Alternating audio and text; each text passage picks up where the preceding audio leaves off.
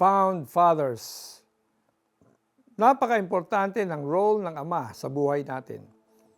Unfortunately, not everyone has experienced love and guidance from an earthly father for different reasons. Many people carry the wound of fatherlessness dahil never nilang nakilala ang kanilang biological father o maaga silang naulila. Meron ding mga taong may abusive na ama, kung kaya na-associate nila ang earthly father nila with fear or trauma. That is why for countless people, malungkot o masakit sa puso ang Father's Day.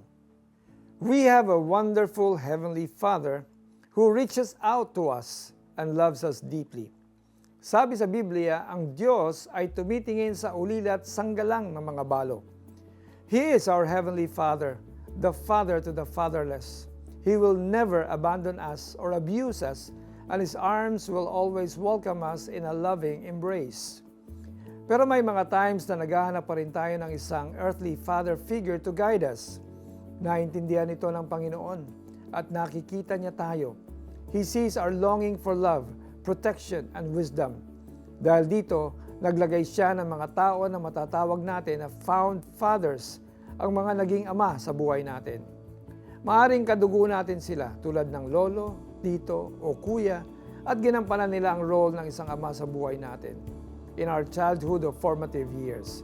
Meron din tayong mga stepfather, adoptive father, foster father, mentor, pastor, teacher o iba pang mga father figure na nagbigay ng pagmamahal at guidance sa atin at different points in our lives. This Father's Day, let us remember not just our biological fathers, but also our found fathers. Ang mga ating mga stepfathers, fathers-in-law, at mga taong tumayo bilang ama sa buhay natin, especially when we needed the love and care of a father the most. Sila ang naging instrumento sa ating healing at restoration, reflecting our Heavenly Father's character and compassion. Let's pray. Maraming salamat, Lord, for found fathers. Through them, you are healing the wounds of fatherlessness in the hearts of many. In Jesus' name, amen. This coming Father's Day, honor one of the found fathers in your life or community. Batiin mo siya ng Happy Father's Day at bigyan mo siya ng simple yet sincere token of appreciation tulad ng handwritten thank you note o dalan mo siya ng kanyang paboritong pagkain. Ang Diyos na naroroon sa tahanan niyang templo, tumitingin sa ulila at sanggalang ng mga balo, awit 6-8-5.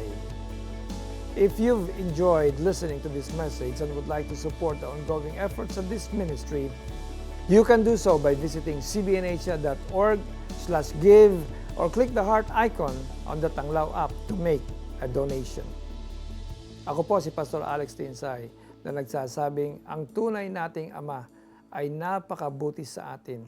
Kaya't pati ang mga found fathers natin, kailangan din nating i-honor sila sapagkat ibinigay sila ng Diyos sa atin.